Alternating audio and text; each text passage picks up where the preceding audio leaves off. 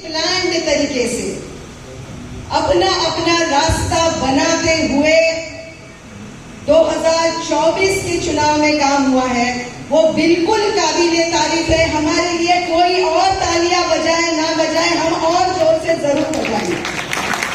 आप सब सफर करके आए हो, नींद नहीं पूरी हुई है, लेकिन इस प्रस्ताव के तरफ गहराई से गौर करना जरूरी है और इसीलिए जगाने के लिए कभी कभी तालियां बजाना भी जरूरी है।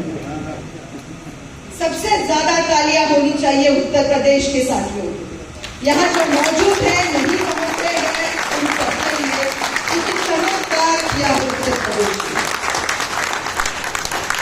दूसरी तालियां होनी चाहिए महाराष्ट्र के लिए।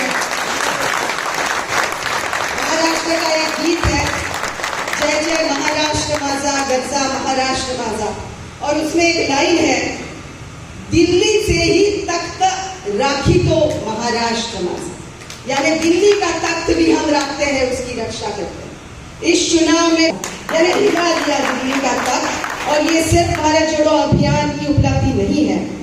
महाराष्ट्र में हम सब लोगों ने मिलकर निर्धार महाराष्ट्र से ही कॉल दिया था और भाजपा की सत्ता को हिलाने का काम करना है।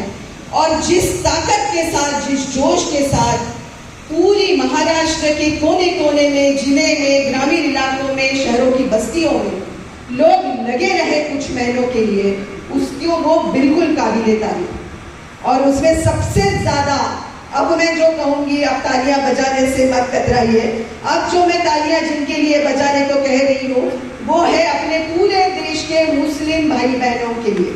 जिस कदर काम हो, आप भी भूले होंगे, हम भी बहुत भूले मुस्लिम इलाकों में मुस्लिम महिलाओं के बहनों के साथ, लेकिन जो जुनून, जो जोश उनके बीच में था, उन्होंने बिल्कुल ये पूरा चित्र पलट डाला।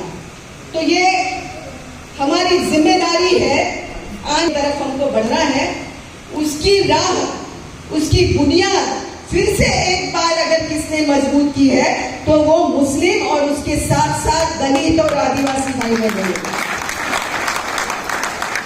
इनके योगदान को हमको बिल्कुल मानना होगा। जिस संविधान की मूल्यों की हमने बात की, उस संविधान के प्रियम्बल के पहले शब्द है, हम भारत के लोग, we the people of India.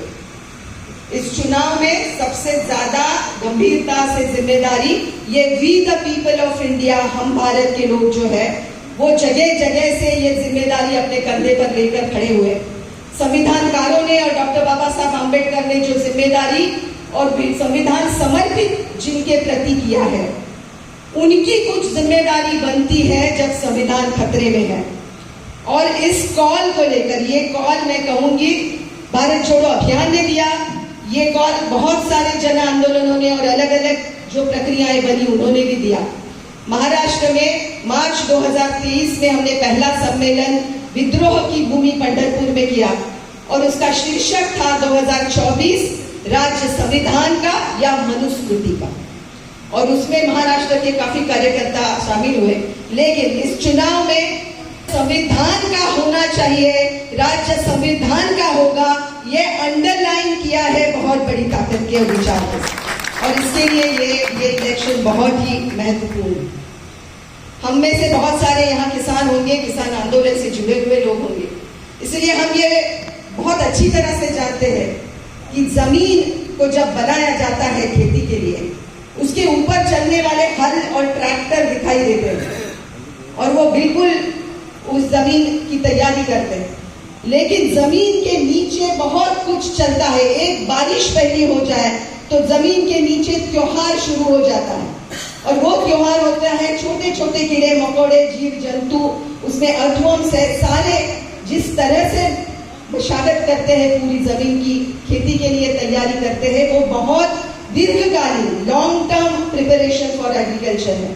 हल तो कुछ समय के लिए चलेगा, लेकिन जमीन के अंदर से चलने वाली ये जो प्रक्रियाएं हैं, वो जमीन को और ज्यादा उपजाऊ बनाती है, मजबूत बनाती है, उसकी वैल्यू जो है उसको कुछ अलग पैमाने पर पहुंचा देती है। और ये जो जमीन के नीचे काम करने वाले छोटे छोटे कीड़े मकोड़े हैं, वो सब हम लोग हैं जिन्होंने जमीन बनाई है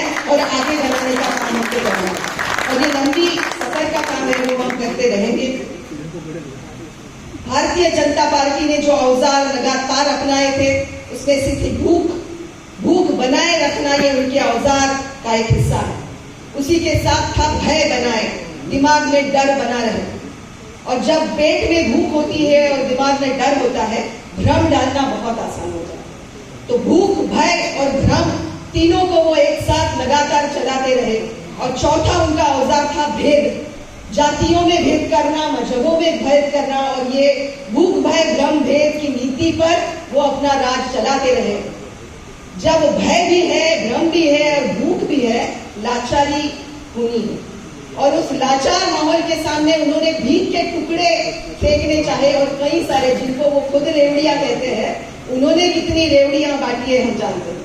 तो ये भीख बांटना, हक नहीं देंगे मगर भीख देंगे, ये उनके कारोबार का एक सूत्र है। तो आज भी उनका भीख देना शुरू है। और आखिरी उनका औजार था भ्रष्टाचार। ना किसी को खाना खाऊंगा ना खाने दूंगा। उसमें अंदर की बात ये थी कि मैं ही खाऊंगा और किसी को नहीं खाने दूंगा। और सारा भ्रष्टाचार इलेक्टोरल बॉन्ड के रूप में, पीएम केयर फंड के रूप में उन्होंने जिस तरह से चलाया है, वो सारी भ्रष्टाचार की नीति, ये सारी नीति का पोल खोल करना ये हम सब लोगों ने किया। अलग अलग तरीके से जमीन पर खड़े रह के, कभी आदिवासियों के साथ, कभी महिलाओं के साथ, कभी मुस्लिम मोहल्ले में जाके, कभी घुमंतू मस्तियों में जाके, ये जो हुआ है ये बहुत मजबूती का काम है जिसको हमको आगे चलाना है। हमने भारत जोड़ो अभियान में 156 कॉन्स्टिट्यूएंसीज में काम किया। उसमें से 74 सीट्स पर जीत पाई गई है। इंडिया के कैंडिडेट्स वहां पे इलेक्ट होकर आए हैं। महाराष्ट्र में हमने 23 टारगेटेड कॉन्स्टिट्यूएंसीज की थी, लेकिन बढ़ते बढ़ते वो 30 तक पहुंच गई। उन 30 में से 20 पर इंडिया अलायंस के कैंडिडेट्स को कामयाबी मिली। तो इसमें बिल्कुल भारी योगदान है। दो चीजें मैं आपको ऐसे बताना चाहूंगी जिससे हमारा जोश बहुत बड़ा, इसलिए वो शेयर करना जरूरी। एक तो बात की, यहाँ पे जहाँ आदिवासी इलाकों में, मछुआरों में, किसानों के बीच मीटिंग्स हो रही थी, महिलाओं की मीटिंग हुई पालघर में और रायगढ़ में। और वहां पर भारी तादाद में हजारों महिलाएं मौजूद थी जो खुद मेहनत कश महिलाएं, कोई मछुआरे है, कोई आदिवासी है, जंगल में काम करती है, खेतों में करती है। उन सबके सामने 10 मार्च सावित्री बी और फातिमा बी का स्मृति दिन मनाते हुए एक सवाल पूछा कि अभी राशन पर मुफ्त साड़ियां बांटी जा रही है और ये सरकार जो मणिपुर में अपनी बहनों पर बलात्कार होता है उसके ऊपर कुछ नहीं करती, जो पहलवान महिला है उनके लिए कुछ नहीं करती, जो हाथरस में हुआ है, बिकिसबानों के साथ हुआ है, अपनी बहनों के साथ विडंबना, अपमान और बलात्कार की तरफ एक घिनौने तरीके से और जुल्मी तरीके से देखने वाली भारतीय जनता पार्टी की सरकार, क्या उनसे हम मुफ्त में मिलने वाली साड़ियां लेने को तैयार हैं? आपको विश्वास नहीं होगा, सारी महिलाएं, हजारों महिलाएं उन दोनों कन्वेंशन में शामिल थी। 100% हाथ ऊपर थे कि हम नहीं चाहते ऐसी मुफ्त में साड़ियां, और साड़ियां लौटाने का कार्यक्रम हुआ। तो ये है स्वाभिमान की बात। जब पूरी मशीनरी, उसमें सारे बड़े बड़े अधिकारी, कोर्ट से लेकर चुनाव आयोग तक अपनी रीढ़ की हड्डी झुकाए हुए खड़े हैं, और इसी के बीच खड़े हैं किसान, खेत मजदूर, आदिवासी, जो स्वाभिमान के साथ कहते हैं कि हमको ये भीख नहीं चाहिए। ये है उम्मीद, ये है जोश बढ़ाने वाली बात जो मौजूद है इस भारत देश की भूमि में। और इस भूमि में ये जो मूल्य है, ये जो बीज है, इसको लेकर हमको आगे बढ़ना है। और इसीलिए इस प्रस्ताव में पुष्टि देने के लिए और दम भरने के लिए ऐसी कुछ बातें रखना जरूरी है। दूसरी बात जो मैंने देखी वो थी मुस्लिम महिलाओं के कन्वेंशन। जिस ताकत के साथ महिलाएं आ रही थी सुनने को, पहली बार मस्जिदों के दरवाजे खुले महिलाओं की सम्मेलन के लिए, और मुस्लिम महिलाओं के भारी तादाद में सम्मेलन हुए, जिसमें एक राय से यूनानिमस रेजोल्यूशन कि हम भारतीय जनता पार्टी को वोट नहीं करेंगे, इंडिया को ही देंगे। और जो भी हमारे बीच में अफवाहें फैलाए, हमारे बीच में जहर घोलने की कोशिश करे, हम उनके दाव में नहीं आने वाले। तो ये जिस तरीके से पूरा रेजोल्यूशन उन्होंने किया, इसी बात को हमको आगे बढ़ाना होगा, क्योंकि जहर बहुत घोल दिया गया है। उस जहर को मिटाने के लिए ये ताकत की जगह है जिनको हमको बढ़ाना होगा। हाँ, अपना जो हस्तक्षेप रहा, जो इंटरवेंशन रहा भारत जोड़ो अभियान का, उससे क्या उपलब्धियां और हमने पाई। एक तो मैं कहूंगी कि मुद्दों की बात चुनावी भाषणों में, राजनीति में लाना, आम जनता के मुद्दे, किसानों के मुद्दे, इसमें बहुत योगदान भारत जोड़ो अभियान उस तरह की टीम्स का रहा है। नहीं तो चुनावी भाषण हम जानते हैं, एक दूसरों पर आरोप करना, दूसरे ने क्या कहा उस पर टिप्पणी करना, यहाँ तक सीमित होते हैं। लेकिन बहुत हद तक ये मुद्दों की बात हम सामने ला पाए, चर्चा में ला पाए।